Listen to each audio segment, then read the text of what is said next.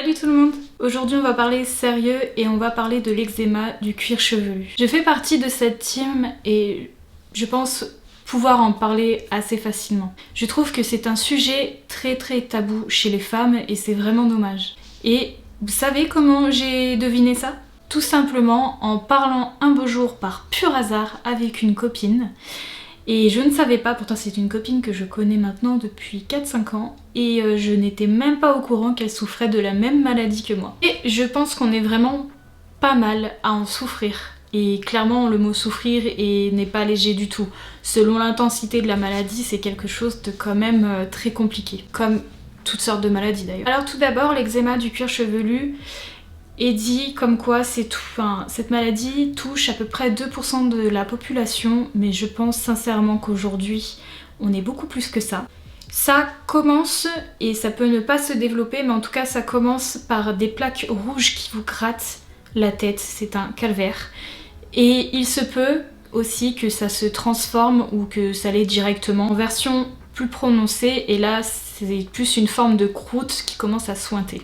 Ce n'est pas quelque chose de très beau, c'est pour ça que je pense que si c'est quelque chose de très tabou chez les femmes. Et peut-être aussi sûrement chez les hommes, mais je n'ai connu encore personne chez les hommes qui avait cette maladie. Et je vous avoue que moi je suis passée par plusieurs phases, c'est-à-dire que la toute première fois où j'ai eu l'eczéma du cuir chevelu justement, c'était horrible, ça s'est transformé en croûte qui sointait, il y avait du pu, il y avait tout ce que vous voulez, tout ce qui n'était pas très joli et qui franchement me faisait flipper. Je perdais aussi mes cheveux par poignée, c'était une catastrophe, j'en ai pleuré, j'ai cru que j'allais devenir chauve. Et tout le moyen nécessaire pour se gratter, enfin je trouvais n'importe quelle excuse pour pouvoir me gratter les cheveux alors que je savais qu'il fallait pas le faire. Tout con, mais par exemple, juste après la douche, je me brossais les cheveux et ben je me mettais à me gratter la tête avec la brosse à cheveux. Et je pense que je suis pas toute seule à avoir fait ça.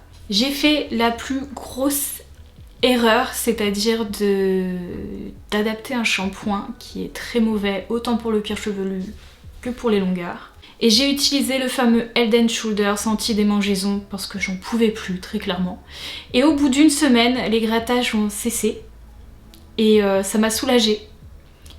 J'ai pris ce shampoing pendant plus de 5 ans. 2016, alors attendez parce que j'ai commencé la maladie en 2016 et j'ai arrêté ce shampoing en 2023. Donc ça fait 4, 5, 6, 7 ans pardon. J'ai utilisé quand même ce shampoing pendant 7 ans.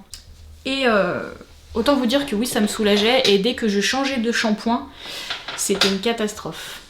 Ça recommençait, ça me regrattait et du coup avant que les plaques arrivent, là tout de suite je remettais ce shampoing là. C'est dommage, mais j'en avais tellement honte que j'ai même pas de photos pour vous montrer l'ampleur des dégâts.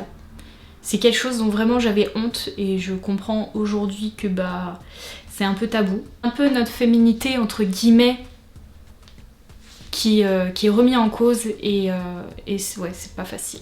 Donc j'ai utilisé ce shampoing pendant plus de 7 ans et les 2 dernières années, donc de 2022 à 2023, j'ai arrêté carrément tout ce qui était plaques chauffantes, boucleurs, vraiment je me séchais de temps en temps les cheveux mais je me séchais pas trop les cheveux. J'ai essayé plein de trucs au moins pour rattraper mes cheveux parce que je trouvais que mes cheveux étaient dans un état pas possible. Je me suis même toujours demandé parce que oui j'avais plusieurs couleurs mais je les touchais plus quoi. Et j'avais toujours des cheveux aussi dégueulasses quoi. Et c'est en allant chez le coiffeur un beau jour parce que j'en avais marre de pas toucher mes cheveux. Et du coup j'ai voulu me faire blonde.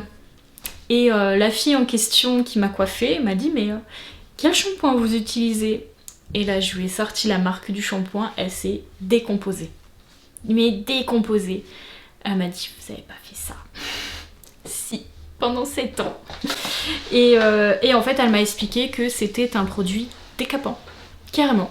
C'est peut-être pas pire qu'une décoloration, mais ça y ressemble énormément. Donc en fait ça décape autant vos longueurs que le cuir chevelu. Donc c'est pour ça qu'en fait au tout début ça fait du bien et que vous pouvez pas changer de routine parce qu'en fait dès que vous l'arrêtez, bah le fait que ça décape, ça fait des dégâts. Donc elle m'a expliqué tout ça, elle m'a expliqué qu'elle avait des connaissances qui avaient le même problème que moi, quel shampoing elle a utilisé, etc. J'ai tout essayé, j'ai enfin trouvé mon propre produit miracle dont je vais vous parler juste après. Mais il faut savoir, j'ai cette maladie, de toute façon, que ce soit l'eczéma tout court, je l'ai depuis toute petite. Clairement, depuis toute petite, je galère avec cette maladie. J'ai des connaissances aussi qui galèrent avec cette maladie. Vraiment, c'est pas une maladie grave, mais c'est une maladie qui nous inconforte fortement. C'est pas agréable du tout. Et moi-même, j'en ai pleuré énormément dans ma vie, et tous les gens qui ont cette maladie en ont pleuré aussi. Je les ai tous vus plus ou moins mal par rapport à cette maladie.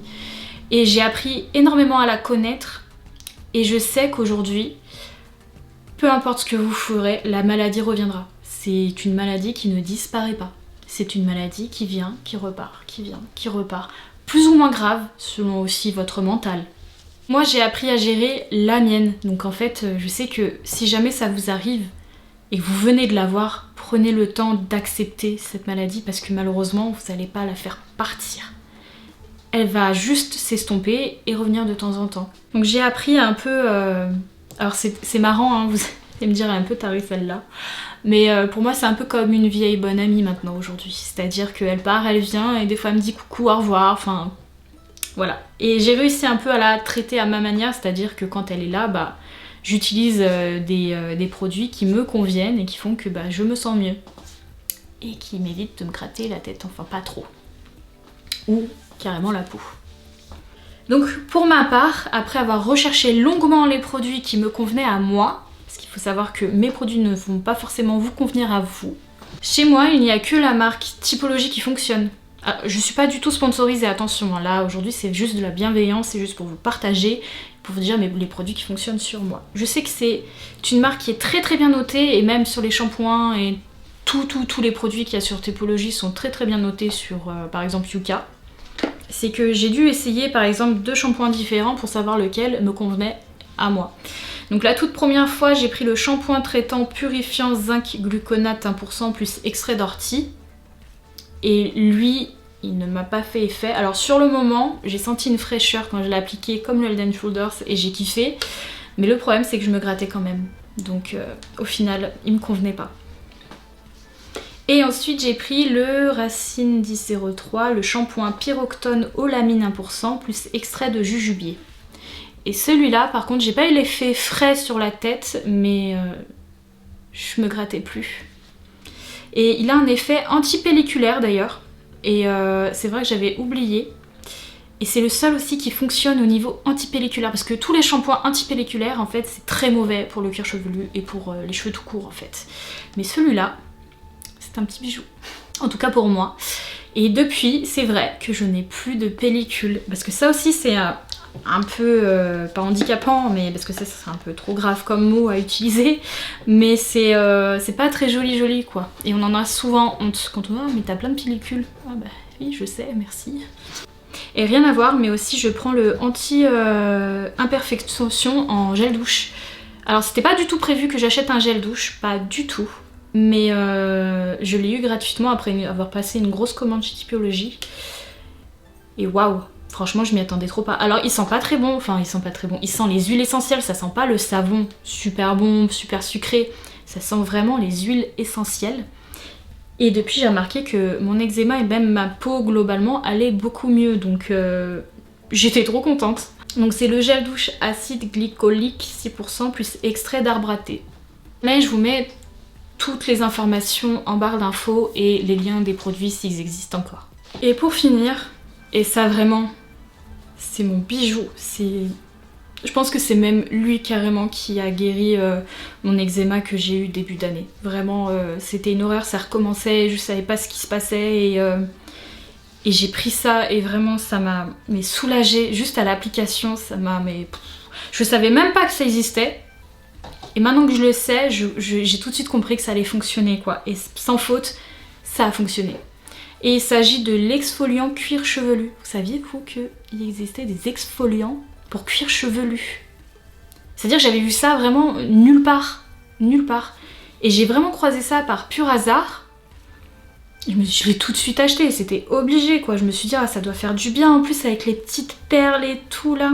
Comme en fait vous exfoliez votre peau, vous faites un gommage de peau, bah là c'est un gommage du cuir chevelu. Donc toutes les peaux mortes, etc., les croûtes justement, Ça c'est une révolution. Donc je l'ai utilisé que 3 fois, dites-vous, c'est pour ça il est encore plein machin, je l'ai utilisé 3 fois sur toute la tête. Du coup pendant 2 semaines parce que je me lave à peu près les cheveux 2 fois par semaine. Et nickel. Franchement pareil, c'est super bien. Donc ils disent que c'est un exfoliant cuir chevelu PHA 5% plus perles de jojoba. Et c'est vraiment sympa. Donc vous mettez une noisette de ce gommage sur votre cuir chevelu à sec. Laissez poser 5-10 minutes puis lavez les cheveux. Et je me souviens que là où j'avais des croûtes, ça restait blanc. Donc comme si le produit captait que bah ouais t'as touché une zone un peu à risque. Et ça se lave hyper bien les cheveux. Bon vous faites 2 shampoings, mais bah, dans tous les cas moi je fais 2 shampoings personnellement. Mais si vous en faites qu'un là, faites-en 2 pour bien faire partir les perles. Et sinon bah après nickel quoi, j'avais mon cuir chevelu, il respirait, c'était super. Franchement pépite. Pour vous dire, vraiment avant, juste je me lavais les cheveux. 1 heure après j'avais plein de pellicules. Pour un rien. Là j'ai lavé mes cheveux hier donc bon c'est pas trop voilà mais même avant que je les lave j'ai regardé mon cuir chevelu, j'avais 0 pellicule. J'étais choquée. Ça m'est jamais arrivé même avant que j'ai des problèmes de cheveux. Et il y a rien du tout quoi. Nickel. J'ai même plus de... Avant j'avais aussi des trous, on voyait grave ma racine ici. Maintenant on la voit plus, avec le temps en fait ça repousse et je reprends du volume. Je suis trop fière. Et voilà, je vous ai présenté mes produits, je vous ai parlé un peu de cette maladie qui touche quand même pas mal de monde, qui n'est pas facile à vivre et voilà. Donc si ça peut vous aider, tant mieux. C'est une vidéo qui me tenait vraiment à cœur parce que je sais que c'est très difficile.